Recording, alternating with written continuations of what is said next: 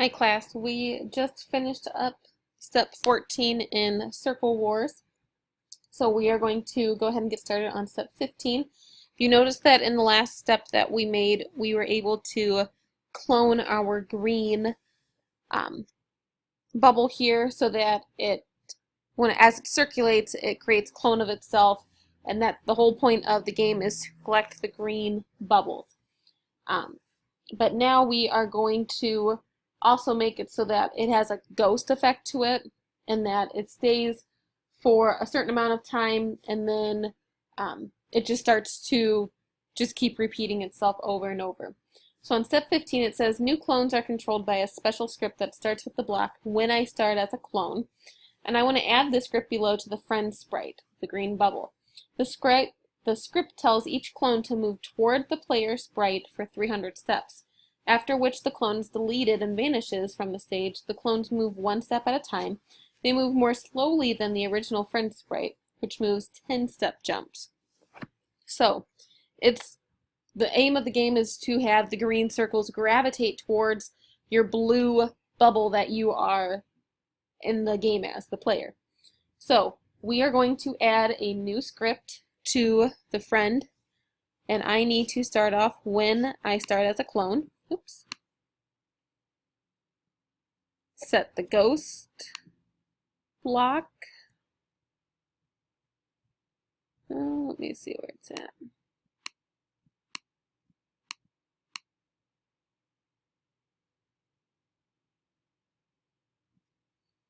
Should say set color effect, and you can go ahead and click and hit ghost effect.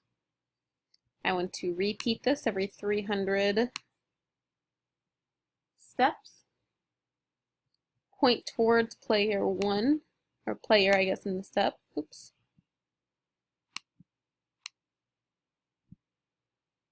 Move one step, and then I want to delete the clone. So it won't stay up there forever, and that just goes at the bottom there.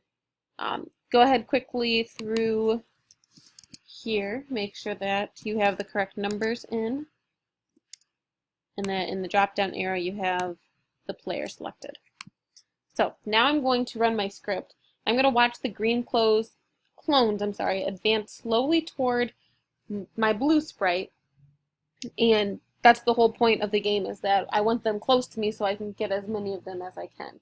Okay, and to explain the script just a little bit more in detail, this purple block means that all of the clones are transparent, which means that you can kind of see through them. So they're not totally green like the green sprite over here, but they will start to become more of a color like this up here in the corner. This repeat instruction, that just means, like I said, every 300 times it's repeating itself. The clone is moving very slowly, one step at a time, and then it disappears after that 300 steps. So go ahead and watch your clone somewhat change. See how it's a lighter color now and it's not so dark? Okay, but these will start to delete themselves, and they're gravitating towards me. Like if I start to go all the way up here in this corner, look how they start to come towards my blue sprite. Okay, so any questions though, make sure that you are raising your hand, and I'll be around to help you and your partner. Okay.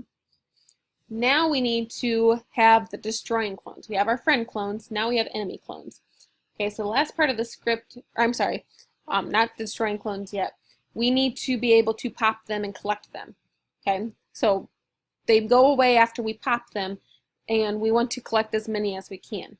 So we want to add on to our friend script that's right here, that new one that we just made, and if we touch it, we want to add a point, make a pop sound, and then delete it. Okay, so we don't want to keep touching the same one because it's already been used. We need to find a new one. So if you're looking at step 17, we want the score to increase as we touch one of those green bubbles, and then it instantly disappears with a pop sound. So we need to add, I'm going to add this down at the bottom first, and then we'll incorporate it into our script that we have. So I want to change the score by 1. I'm going to play a pop sound. I then want to, oops, up here, delete that clone. And I need that to happen when it is touching the player bubble. Now, this new script that I just made is going to go right underneath where it says move one step. So go ahead and drag that right in. Now, I'm going to try and touch the green bubbles. You should hear, I'll turn my sound up a little bit. You should hear a pop sound as I am able to collect the green bubbles here. And my score should be able to go up too. So I'll zoom in a little bit so you can see. Okay, my score is moving. I'll let it build up here just a little bit. So you can notice that I'm collecting the green, working just fine, just the way I want it to. Go ahead and stop your script. I'm going to zoom back out. So now I have my friend clone all done. And now I'm going to get started on my enemy clone, step 18. Now we need to add some scripts for the enemy sprites to make it produce clones that chase the player rather than being collected. We need to stay away from them. So I can do this by copying the scripts from the friend sprite across the enemy sprite. To do that, we're going to start on step 18. To copy scripts, just click and drag and drop scripts from one sprite onto another. Drag 2 scripts you made from the friend sprite onto the enemy sprite one at a time. This makes a copy of the script in the enemy sprite. So this first one here, I'm going to hold it. Notice how it has a shadow in the background. That means you have it selected. And you're just going to hold it right over the pink bubble here and drop. And then I also want to drag this exact one over here, right over the pink. So I still have these in my green and my friend bubble. Now if I go here, notice how they're on top of one another. Really simple to clean that up. We need to go to, let me see here, I think if I click on, there we go. Click on the script somewhere and click clean up, and then it separates them so you don't lose anything and nothing is hidden. So now the enemy has the exact same script as my friend bubble, but if it's an enemy, I need to change a couple of things. So most of these will be the same, but just a couple of small changes. So I want to go to step 20. I need to adjust the clone so that it takes points away rather than giving me points. So I need to go to where it says change score, and instead of 1, which would mean a positive number, I'm going to put -3. And these can always be changed at the end of the game if it is too difficult, but we're just going to follow what the book says. So now it's saying every time I touch the player, I'm going to lose 3 points. Okay? And also to make the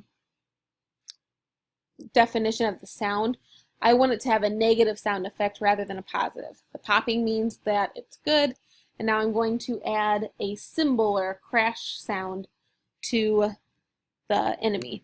So I need to go to my sounds, click on the library, and I am looking for cymbal, C-Y,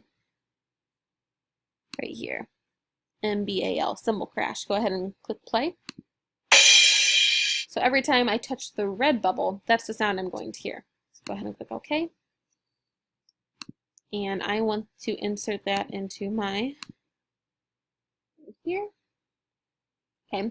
Now everything else should be the same. I only had to change those 2 small blocks there, -3 and then cymbal crash.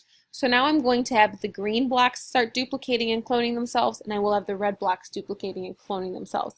But watch through your score to make sure if it's going up or down. If it's going up, that means you're touching the green. If you're going down, that means you are hitting the red.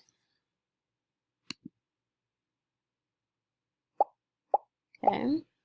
3, now I'm going to touch a red. Back to 1. Okay, so the whole point is to try and get the green. You might need to go around on the outside edges. Try and stay as close to the green ones as you can. Okay, but they will start to all gravitate towards you, so you need to try and be careful. Okay, and if I hit too many red ones, notice how my score now is a negative. Okay, and stop from there. Okay, if you did not have your score done correctly, just like I said, double check that orange block, make sure it has a negative, not a plus, and then make sure that you did add the sound in there. Okay. We are going to go ahead and stop there for today. In the next video, we will be adding some messages, meaning that yes, we've won, or no, we've lost. So go ahead, we've stopped on step 22, and we will get started on step 23 when we return.